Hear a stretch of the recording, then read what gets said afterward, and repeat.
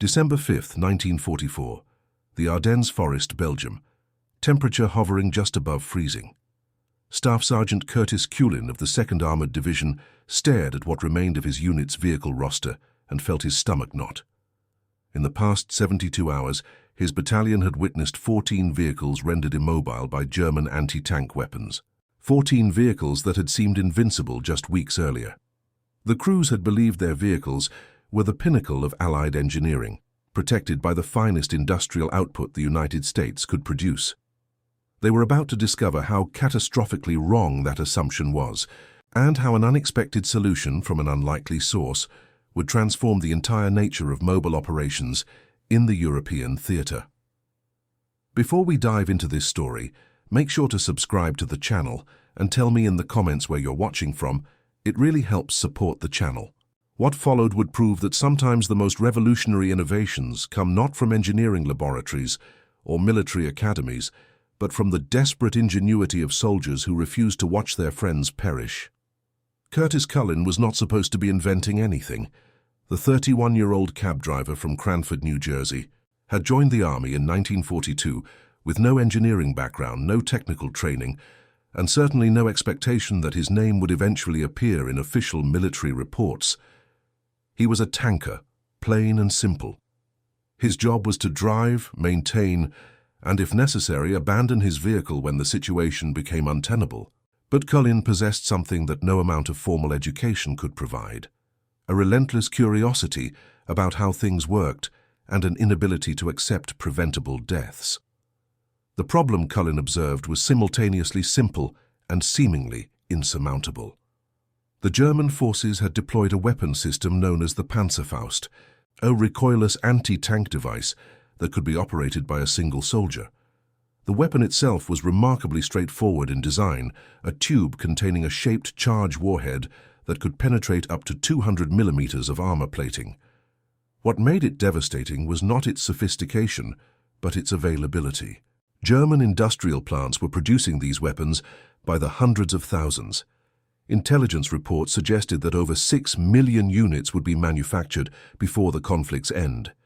The mathematics of the situation were brutal.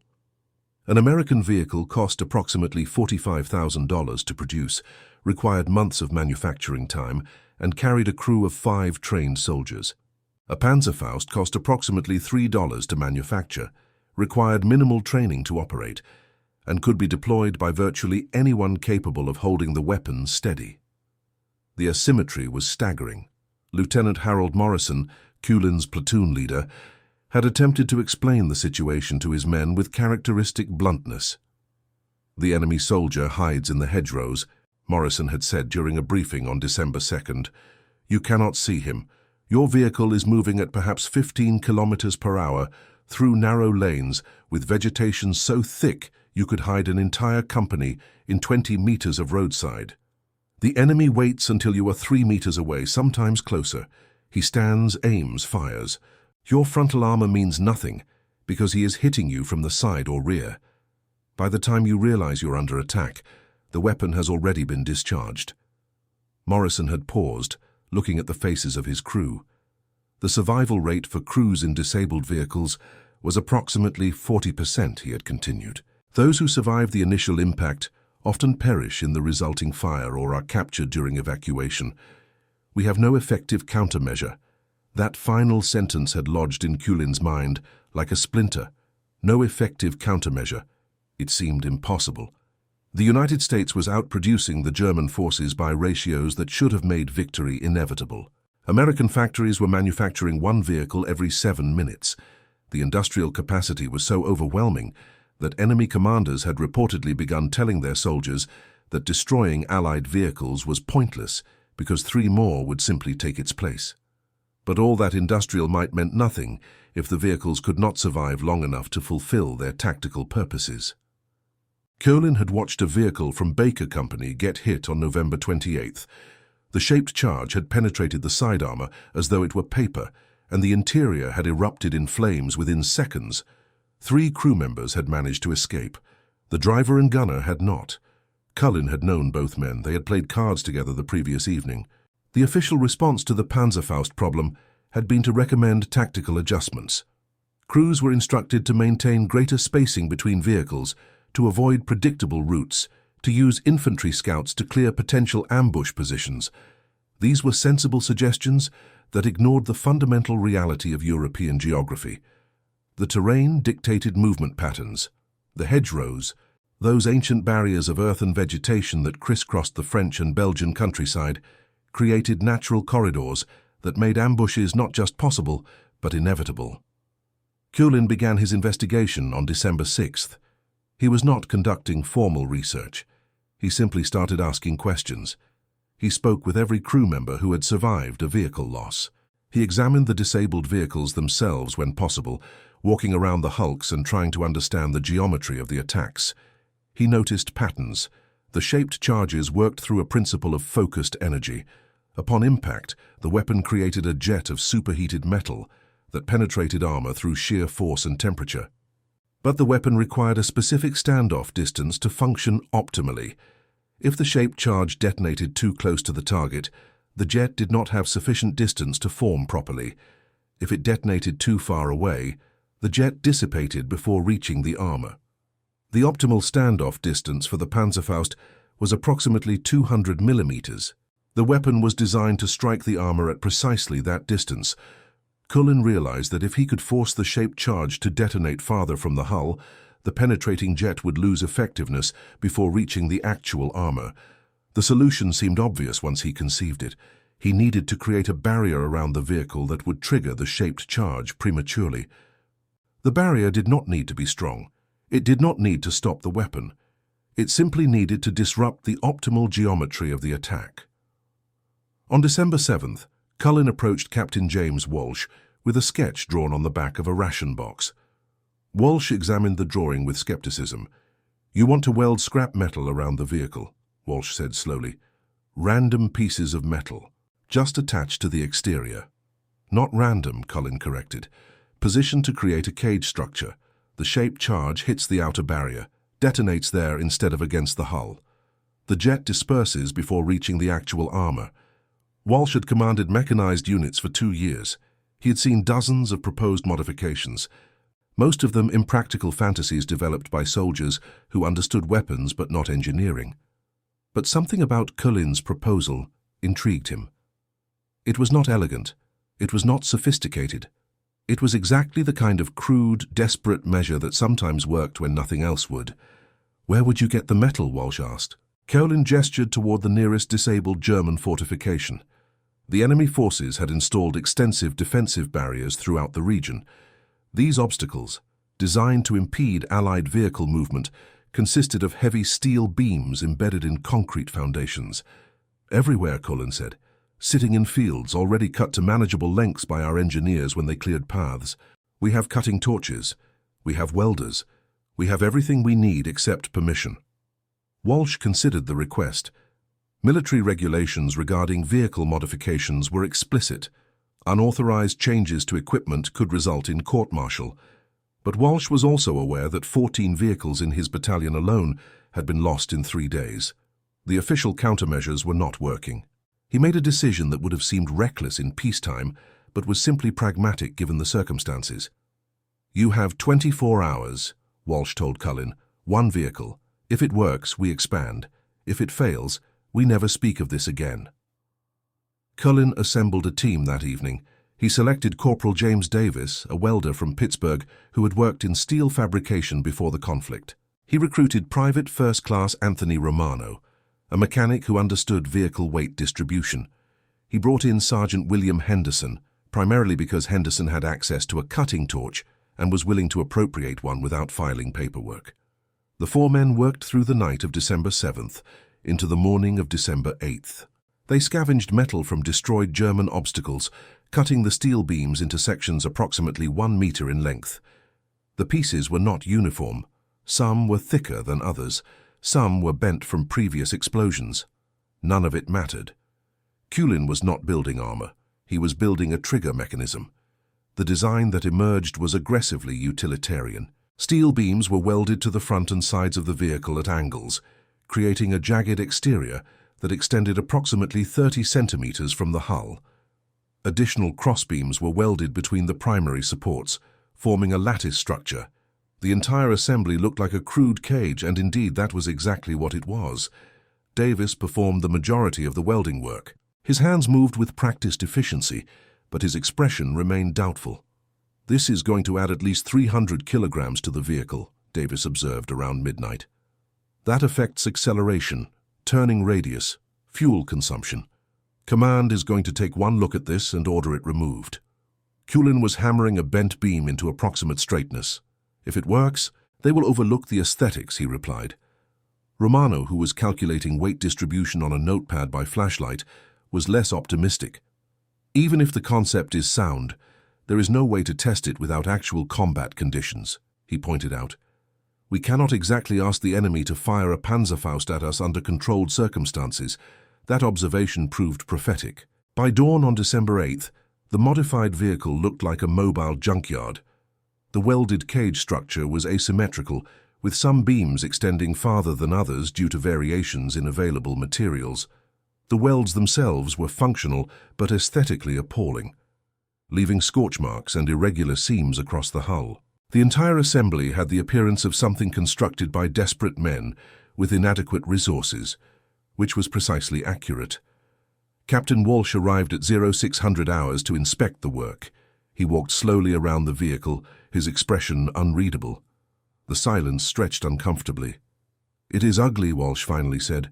"It is protective," Cullen countered. Walsh reached out and grabbed one of the welded beams, testing its stability. The weld held. "That is the ugliest piece of military equipment I have seen in 3 years of service," Walsh said. He paused, then smiled slightly. "I love it. We test it today." The test came sooner than anyone anticipated. At 1400 hours on December 8th, Cullen's unit was assigned to a reconnaissance patrol through a sector known to have enemy presence. The modified vehicle, now officially designated as Test Unit 1, would take point position. Cullen served as vehicle commander. Davis operated the main armament. Romano drove. Henderson and Private Samuel Torres completed the crew. The tension inside the vehicle was suffocating. Every soldier understood they were either proving a theory or demonstrating its fatal flaw. There would be no middle ground. The terrain was classic Ardennes forest, narrow trails winding between dense vegetation and ancient hedgerows. Perfect ambush country. The modified vehicle's added weight was immediately noticeable.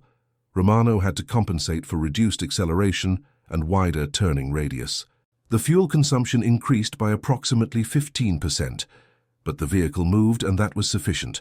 At 1520 hours, they encountered their first test. The enemy soldier was positioned exactly as Lieutenant Morrison had described, concealed in a hedgerow approximately 4 meters from the trail.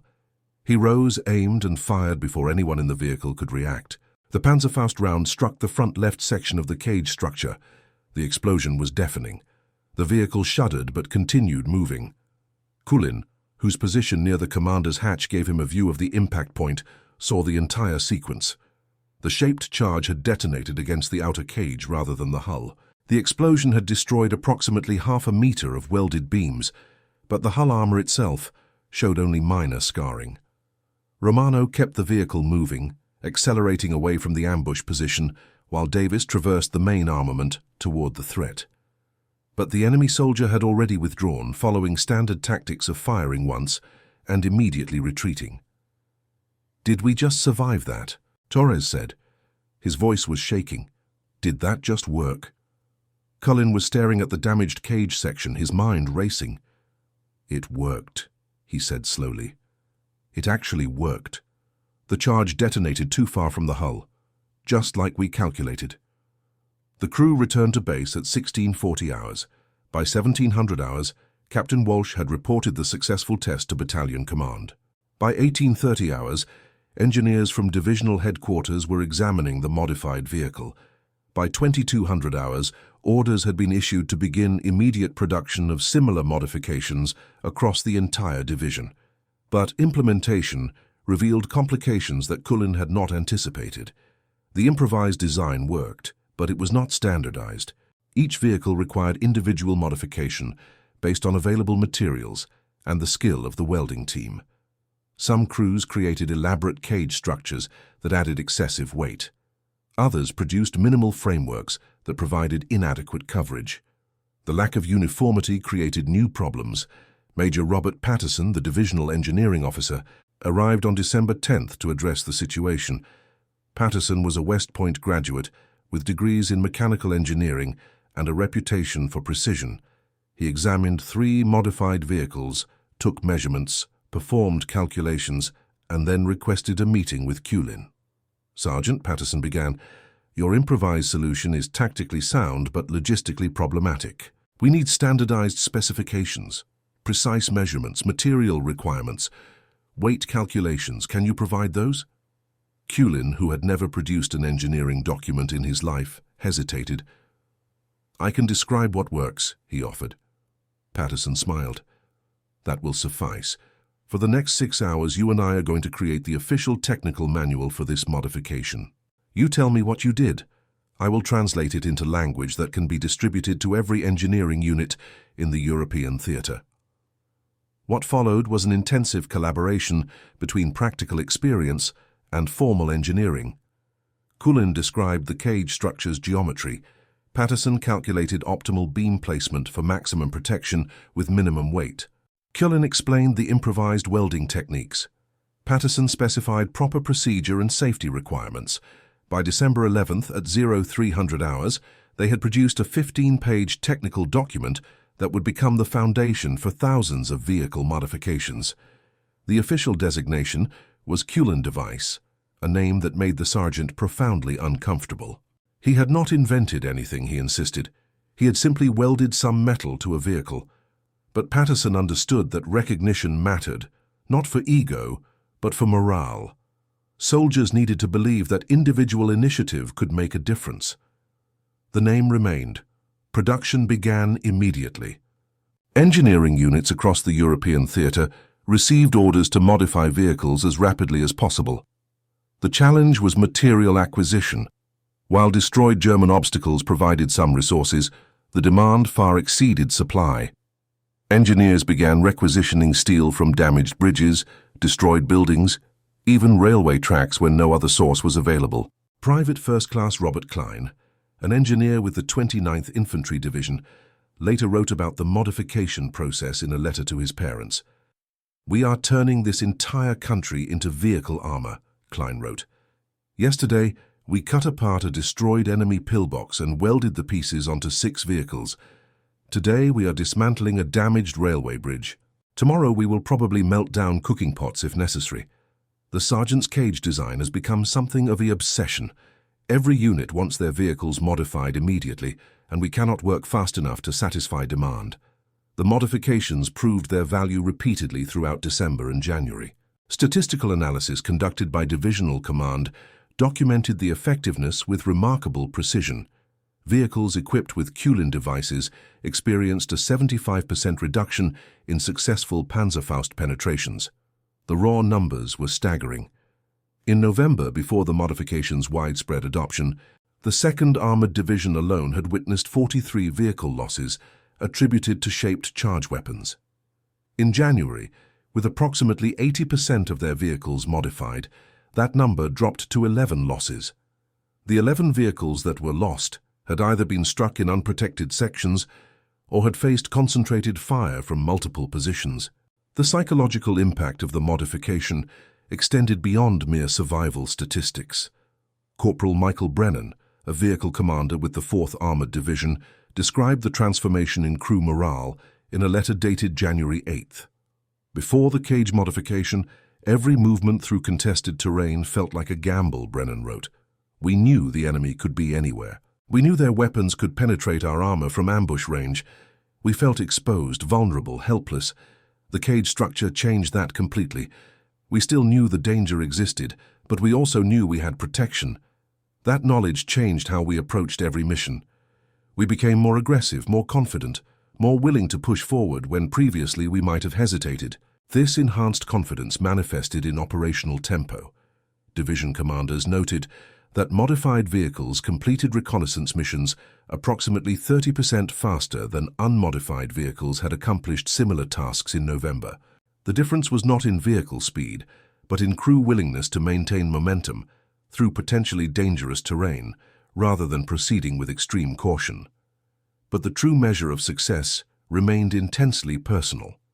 Sergeant Henderson, who had helped construct the first prototype, survived a direct hit on December 19th when his modified vehicle took a Panzerfaust round to the front quarter. Henderson had been commanding a patrol through a heavily forested section near Bastogne when the enemy soldier emerged from a concealed position less than 5 meters away. The shaped charge struck the front left cage structure at an angle, and the explosion was so close that Henderson felt the heat through the open commander's hatch. For approximately 3 seconds, Henderson believed he was about to die. The noise was overwhelming. The vehicle shuddered violently. Smoke and debris filled the air. Then the smoke cleared and Henderson realized the vehicle was still moving.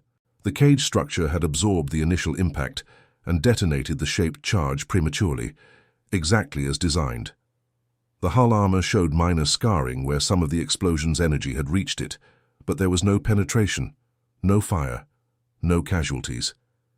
Henderson walked away with nothing more than ringing ears and a profound appreciation for improvised engineering. That evening, he wrote a letter to his wife that he later shared with Culin. "I should not be writing this letter," Henderson's message began. "By every reasonable expectation, I should have died today. But I am alive because Curtis Culin refused to accept that soldiers should die in preventable circumstances. He built something ugly that saved something beautiful, which is my life and my future with you. I do not know how to adequately express my gratitude for that." Culin read the letter and felt uncomfortable with the praise, but he also understood its significance. This was not abstract statistics about reduced casualty rates. This was a human being who would return home to his family because of a night of welding in early December. That reality, repeated thousands of times across the European theater, justified every hour spent constructing cage structures. Other survivors shared similar accounts. Private Thomas Mitchell described surviving 3 separate Panzerfaust impacts during operations in January. The first 2 rounds struck the cage structure and detonated prematurely, causing damage to the exterior protection, but leaving the hull intact. The third round struck an unprotected section near the rear and penetrated, but the crew had sufficient time to evacuate before the interior caught fire. Mitchell credited the first 2 premature detonations with giving him the experience and confidence to react quickly when the third round achieved penetration. Lieutenant Sarah Morrison, one of the few female vehicle commanders in the European theater who served in a support capacity, witnessed the modification's effectiveness from a unique perspective. Morrison commanded a supply vehicle that had been modified with a particularly elaborate cage structure, constructed by an ambitious engineering team. During a supply run on January 24th, her vehicle encountered an ambush that resulted in 5 Panzerfaust rounds being fired at her convoy. 3 rounds struck Morrison's vehicle. All 3 detonated against the cage structure. None penetrated the hull. Morrison later described the experience during a debriefing. "Each impact felt like the world was ending," she said. "The noise, the shock, the immediate certainty that we were finished. Then the realization that we were still alive, still moving, still functional. After the third impact, I remember laughing hysterically because the absurdity of the situation overwhelmed every other emotion. We were alive because someone had welded random pieces of metal to our vehicle. It was ugly and crude and absolutely perfect." The accumulation of these personal accounts created a mythology around the Culin device that transcended its technical specifications. Soldiers began referring to the cage structures with nicknames that reflected both affection and respect. Some called them lifesavers, others used the term lucky cages or the sergeant's gift. One particularly creative unit designated their modification as the Ugly Guardian, a name that acknowledged both the structure's appearance and its protective function. The German forces adapted to the modification.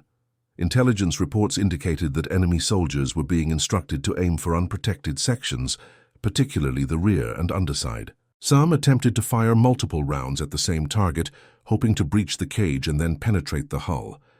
But these adaptations required more time, more ammunition, and more exposure to return fire. The tactical advantage had shifted. Not everyone embraced the modification. Colonel Thomas Bradley, commander of the 7th Armored Division, initially refused to authorize the changes for his vehicles. Bradley considered the Cullen device to be an admission of design inadequacy. American vehicles should not require improvised modifications, he argued during a command conference on December 23rd. If our equipment is insufficient, we should demand better equipment from manufacturers, not resort to welding scrap metal like desperate amateurs. General Maurice Rose, commander of the 3rd Armored Division, responded with characteristic directness. "Colonel Bradley," Rose said, "your principles are admirable. Your casualties are unacceptable. I have authorization to transfer any commander who refuses to implement proven protective measures. You may maintain your aesthetic standards in a different assignment, or you may authorize the modifications immediately. Your choice." Bradley authorized the modifications. By January 15, 1945, approximately 70% of Allied vehicles in the European theater had been equipped with some version of the Kulin device. The modification had become so widespread that German intelligence reports began referring to Allied vehicles as cage vehicles in their tactical assessments.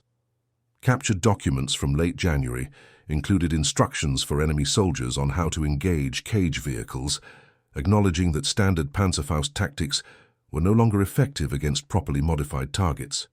The innovation's impact extended beyond immediate tactical advantage. Engineers began experimenting with variations on Kulin's basic concept. Some units added additional layers to the cage structure, creating multi-layered protection. Others angled the beams differently to optimize protection for specific vehicle types. The British forces developed their own version, which they designated as hedgerow cutters, though the protective function was identical to the American design. Technical analysis of the modification revealed why it worked so effectively. The shaped charge weapons relied on precise geometry to achieve maximum penetration. By forcing detonation at incorrect standoff distances, the Kulin device disrupted that geometry completely. The explosion still occurred, but the penetrating jet either failed to form properly or dissipated before reaching the hull. The vehicle's actual armor then provided sufficient protection against the degraded threat. What made the solution particularly elegant was its simplicity. The cage structure did not need to stop the shaped charge. It did not need to absorb the explosion's energy. It simply needed to trigger premature detonation. This meant that even crude, asymmetrical cage structures could provide effective protection, assuming they extended sufficiently far from the hull. Military historians would later identify the Kulin device as a pivotal example of battlefield innovation.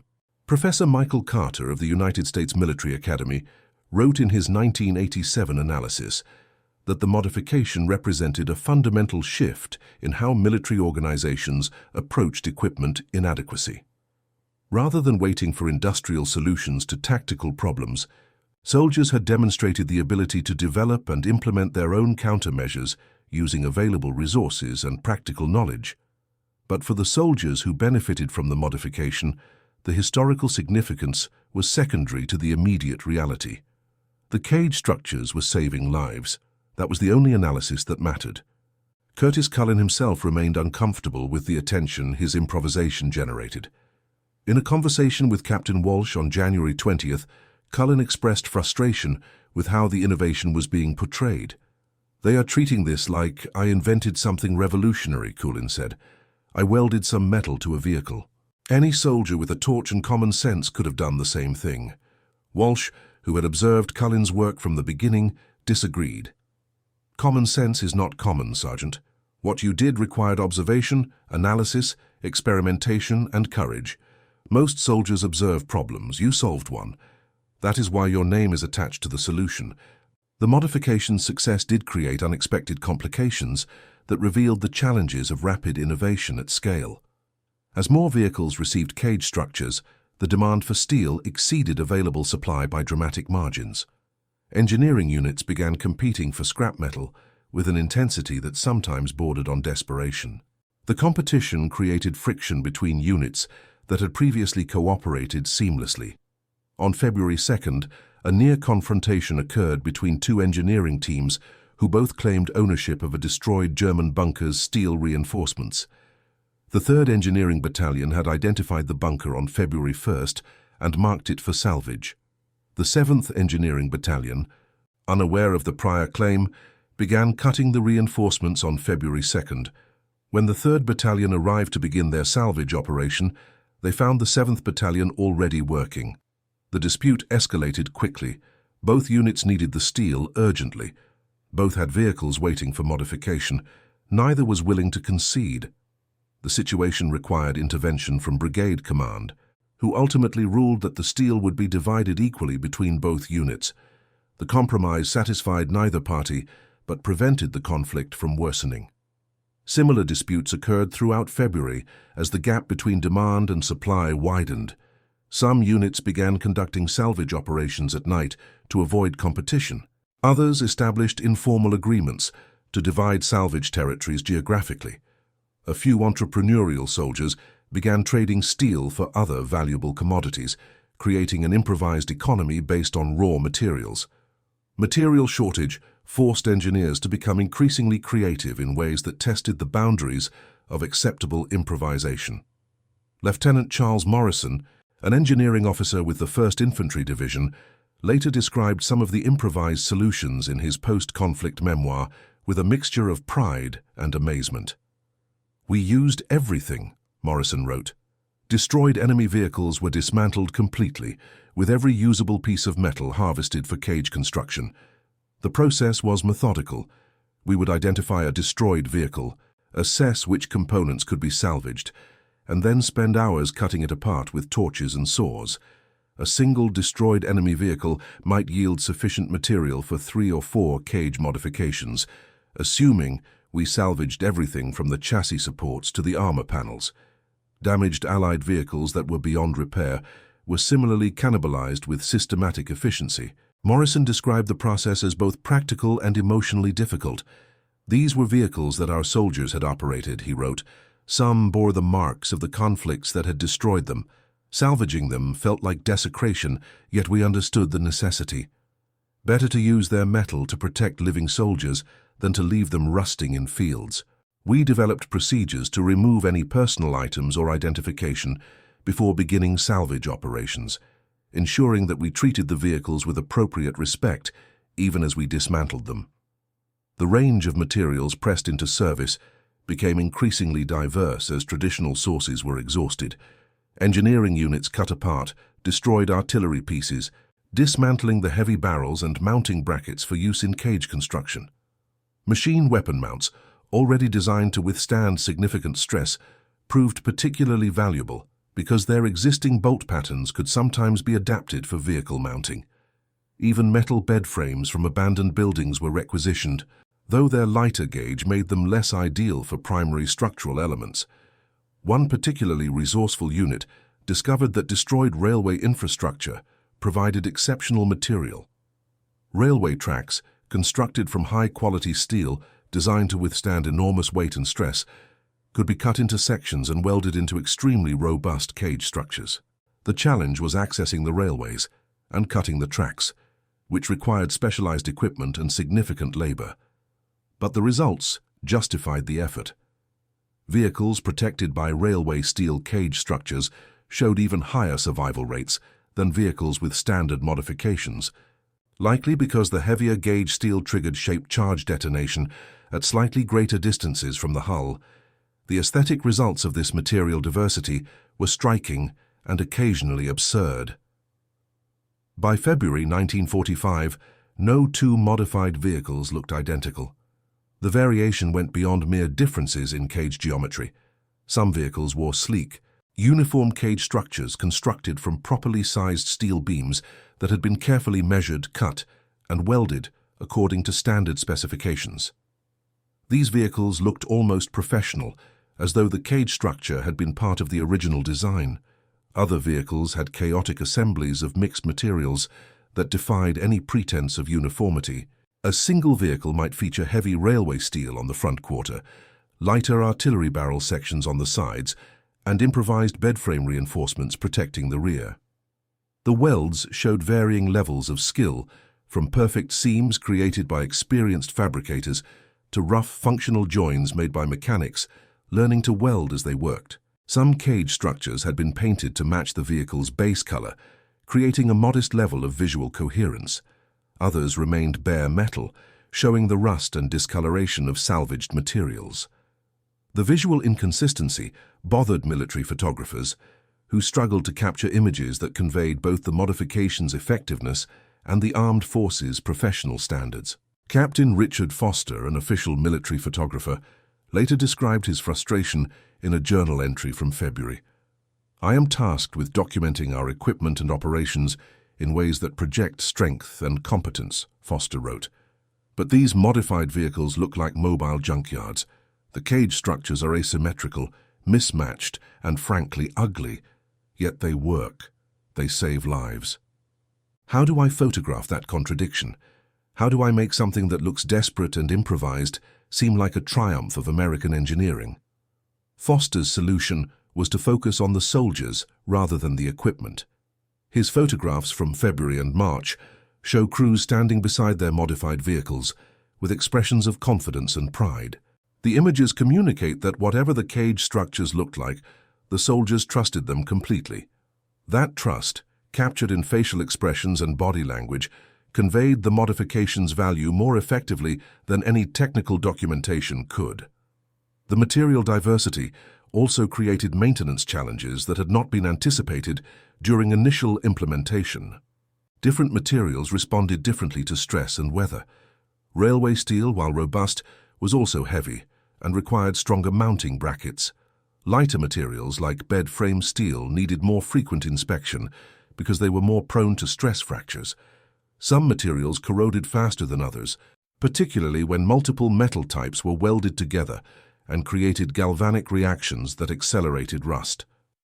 Engineering units developed inspection protocols to address these challenges.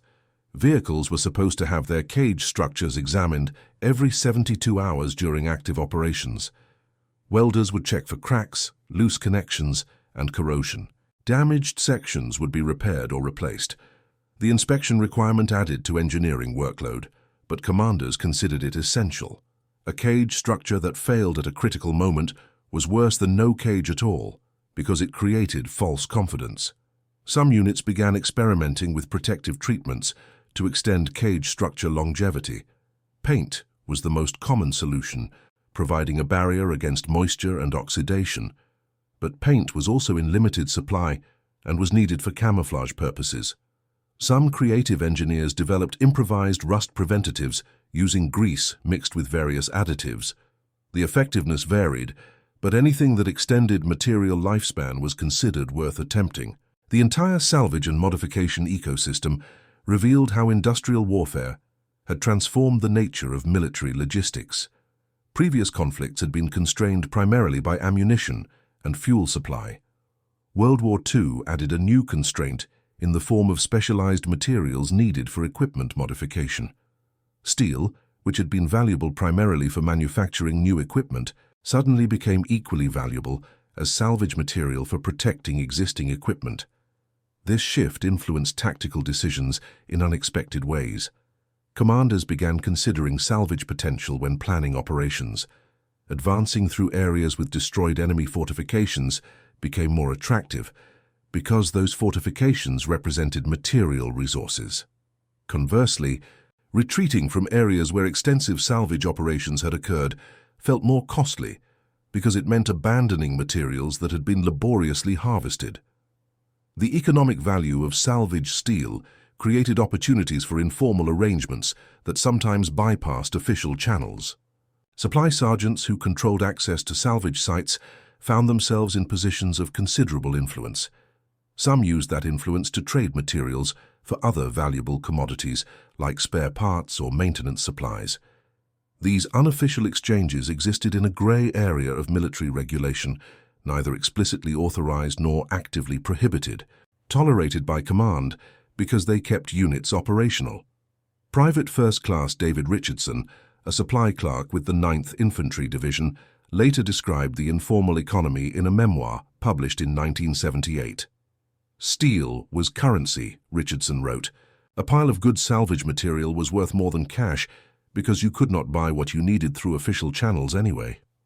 I saw sergeants trade steel for engine parts, medical supplies, even food. The exchanges happened quietly, usually at night, with both parties understanding that officially the transactions never occurred. Command knew it was happening, but looked the other way because the alternative was vehicles sitting immobile, waiting for official supply systems to catch up with operational tempo. But effectiveness mattered more than appearance. Statistical analysis conducted in February documented the modification's impact with remarkable precision. Vehicles with Kulin devices showed an 82% survival rate when engaged with Panzerfaust weapons, compared to a 38% survival rate for unmodified vehicles. The difference represented hundreds of lives saved. The modification also changed tactical doctrine. Vehicle commanders became more willing to advance through contested terrain when they trusted their protective systems. This increased aggressiveness accelerated operational tempo, allowing Allied forces to maintain pressure on German defensive positions. Intelligence assessments suggested that the Kulin device contributed to operational success, not just through direct protection, but through enhanced morale and tactical confidence. German response to the modification evolved throughout the early months of 1945. Some enemy units attempted to develop countermeasures, including modified shaped charges with longer standoff probes.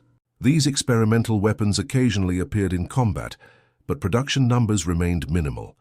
The German industrial capacity, stretched desperately thin by February 1945, could not support widespread deployment of specialized equipment. Other German units adapted through tactical changes. Some began targeting unprotected vehicle sections, particularly the rear and underside. Others focused on using multiple Panzerfaust rounds against single targets, hoping to breach the cage and then penetrate the hull. But these adaptations required more ammunition, more time, and more exposure to Allied return fire. The tactical calculus had shifted decisively in favor of the protected vehicles. By March 1945, the Kulin device had become so integral to Allied operations that new vehicles arriving from manufacturing facilities were immediately modified upon reaching the European theater. Engineering units established dedicated modification facilities near ports and supply depots, creating an assembly line process for cage structure installation. A vehicle could be unloaded, modified, and deployed within 18 hours. The speed and scale of implementation impressed even skeptical observers. British Field Marshal Bernard Montgomery, who initially dismissed the modification as an American improvisation of questionable value, reversed his assessment after observing combat results. In a message to Allied command dated March 12th, Montgomery wrote that the protective modification had proven remarkably effective and should be considered standard equipment for all vehicle types operating in contested terrain. Curtis Kulin received official recognition on March 25, 1945, when he was awarded the Legion of Merit for his innovation. The ceremony was brief and awkward. Kulin stood at attention, while a colonel he had never met read a citation describing technical achievements Kulin barely recognized. The language was formal and abstract, transforming a desperate welding project into a triumph of American ingenuity and engineering excellence. After the ceremony, General Rose approached Kulin privately. "How does it feel?" the general asked, "to have saved thousands of lives with an idea sketched on a ration box?" Kulin considered the question carefully.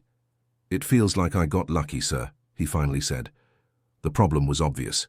The solution was obvious. I just happened to be the person who tried it first." Rose smiled. "That is leadership, Sergeant. Seeing the obvious problem that everyone else overlooks. Attempting the obvious solution that everyone else considers too simple to work. Do not diminish what you accomplished." The conversation was interrupted by the arrival of a group of vehicle crew members who wanted to thank Kulin personally. Each had survived an engagement because of the cage modification. They spoke about specific incidents, describing how shaped charges had detonated against the cage structure and dissipated harmlessly. Their gratitude was genuine and overwhelming. Kulin listened to their stories with visible discomfort. He had never sought recognition. He had simply wanted to stop watching soldiers perish in preventable circumstances. The transformation of his improvisation into an official military innovation felt disconnected from the original, desperate night of welding scrap metal to a vehicle. But the impact was undeniable. By April 1945, German military documents captured by Allied intelligence showed that enemy tactical doctrine had been revised to account for the prevalence of protected vehicles. Instructions for anti-vehicle combat now included specific guidance on engaging cage vehicles, acknowledging that standard Panzerfaust tactics were obsolete against modified targets. The modification's success sparked broader discussions about military innovation and the role of individual initiative. Pentagon analysts studied the Kulin device implementation as a case study in rapid adaptation. How had an improvised solution developed by a non-commissioned officer with no engineering training been adopted across an entire theater of operations within 8 weeks?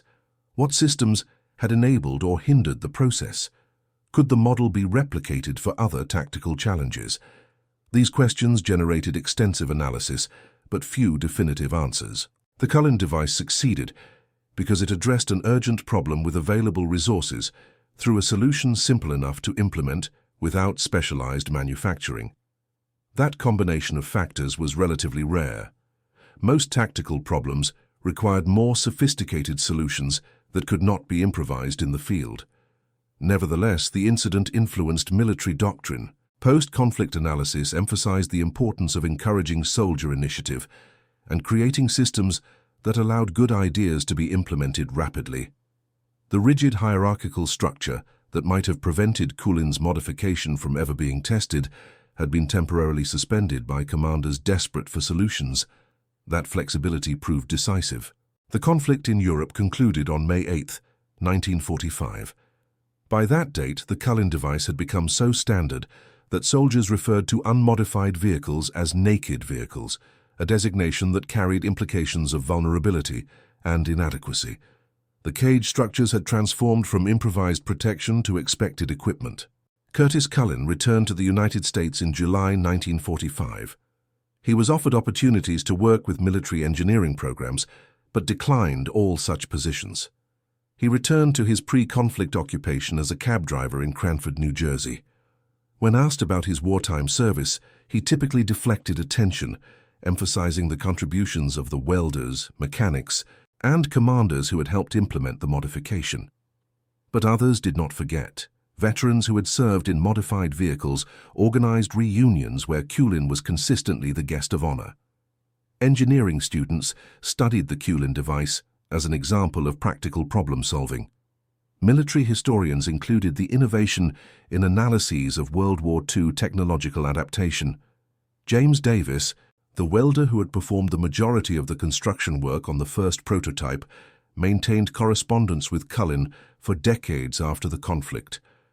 In a letter dated November 1953, Davis reflected on their improvised collaboration. "We were just trying to survive," Davis wrote. "We did not think we were making history. We thought we were welding metal to a vehicle. But somehow that simple act of welding became something larger. I suppose that is how most important things happen, through small actions by ordinary people who refuse to accept unnecessary death." The Kulin device remained in limited use through the Korean conflict, and even appeared occasionally during early operations in Vietnam. But advances in anti-vehicle weapon technology eventually rendered the cage structure obsolete. Modern shaped charges incorporated standoff probes that extended beyond any practical cage structure, and the weapon's penetration capabilities increased to levels that improvised protection could not counter. Nevertheless, the fundamental principle demonstrated by Kulin's innovation remained relevant. Forcing premature detonation of shaped charges continued to be a viable defensive strategy, though implementation evolved to include reactive armor, slat armor, and other sophisticated systems. The crude welded cage gave way to engineered solutions, but the underlying concept persisted. In 1993, the United States Army Center of Military History published a comprehensive analysis of World War II innovations. The Kulin device received extensive coverage, with particular emphasis on the implementation process. The report concluded that the modification represented one of the most successful examples of soldier-initiated innovation in military history, saving an estimated 3,000 Allied soldiers' lives through reduced casualty rates in vehicle engagements.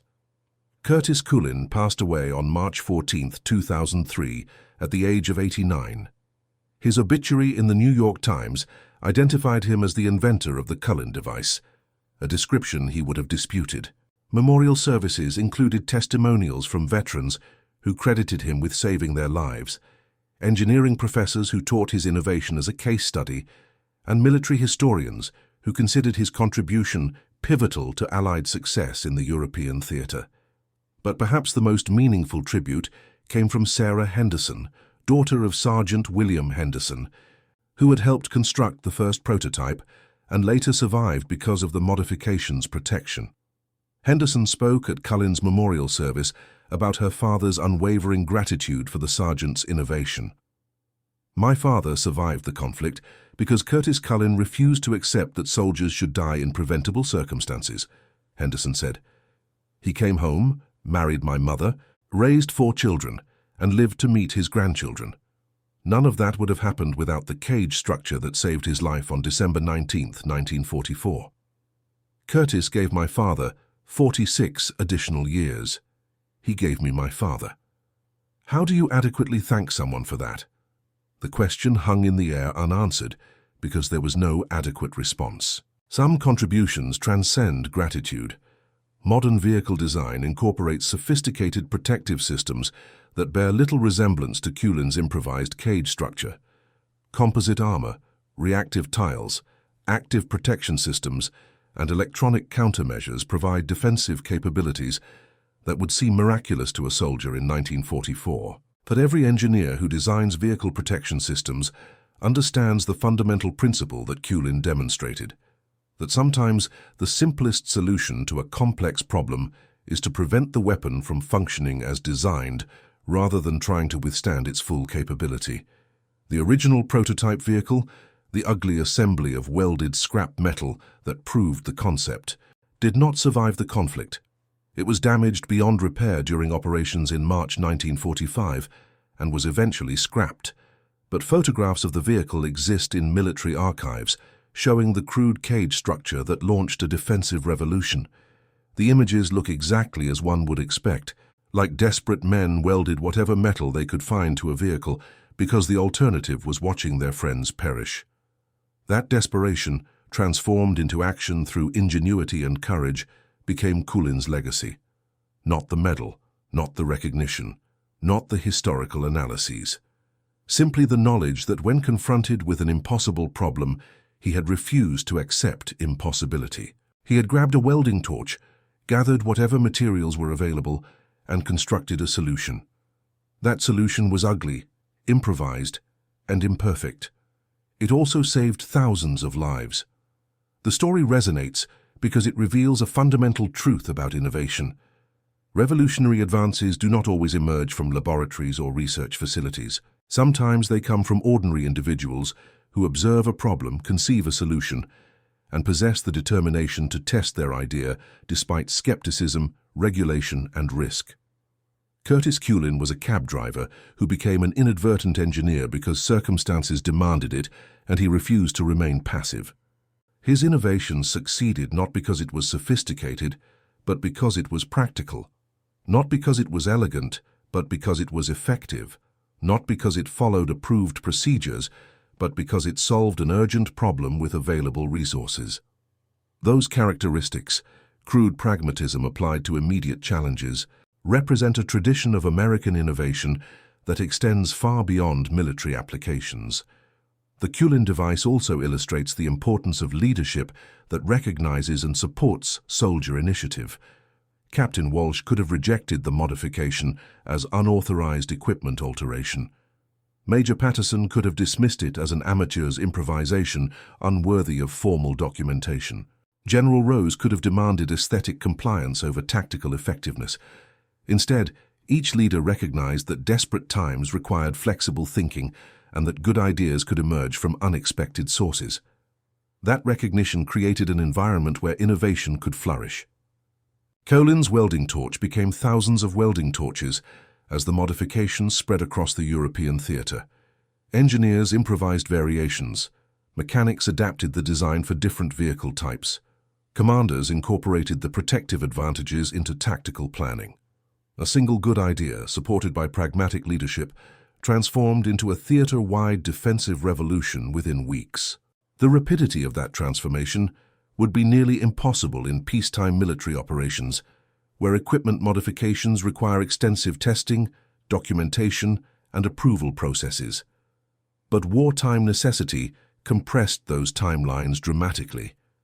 The question was not whether the modification met all formal requirements, but whether it saved lives. The answer was unambiguous, and that clarity drove implementation. Modern military organizations study the Kulin device precisely because such rapid innovation is so difficult to achieve in contemporary contexts. How do you maintain the flexibility that allows good ideas to be implemented quickly while also ensuring safety, reliability, and effectiveness? How do you encourage soldier initiative while maintaining standardization and command authority? These tensions persist, and the Kulin device offers no easy answers.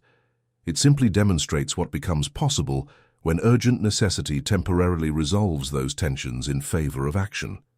The human dimension of the story remains its most compelling aspect. Curtis Kulin did not set out to become an innovator. He simply refused to passively accept preventable casualties. That refusal, combined with practical skills and determination, produced an innovation that altered the tactical landscape of the European theater. His story reminds us that extraordinary contributions often come from ordinary people, confronting extraordinary circumstances with creativity and courage. The soldiers who benefited from the Kulin device understood this better than anyone. They did not see an engineering triumph or a case study in military innovation. They saw the difference between survival and casualty, between returning home and being memorialized. For them, the ugly cage of welded scrap metal represented something profoundly simple. Someone had cared enough to try to protect them. That care, manifested through welding and improvisation, became Kulin's enduring legacy. Long after the specific technical details of the cage structure faded into historical footnotes, the essential story remained. A cab driver from New Jersey noticed that soldiers were dying preventably, conceived a solution, and refused to give up until that solution was implemented. Thousands of soldiers came home because of his determination. Thousands of families remained intact. Thousands of lives continued. The mathematics of that impact are staggering. If the statistical analyses are accurate, and the Kulin device saved approximately 3,000 Allied soldiers through reduced casualty rates, then each of those survivors represents not just an individual life, but also all the descendants who exist because their ancestor survived the conflict. Kulin's innovation potentially affected tens of thousands of people across multiple generations, most of whom have no idea that their existence traces back to a desperate night of welding in December 1944. That hidden impact, the unmeasurable cascade of consequences flowing from a single improvised solution, represents the profound significance of individual initiative. We can never fully calculate how much one person's actions matter because the effects ripple outward through time in ways that defy measurement. Kulin saved soldiers. Those soldiers returned home and built lives. Those lives produced children and grandchildren and continuing generations. The welded cage structure became a foundation for countless futures that would not otherwise exist. And that concludes our story. If you made it this far, please share your thoughts in the comments. What part of this historical account surprised you most?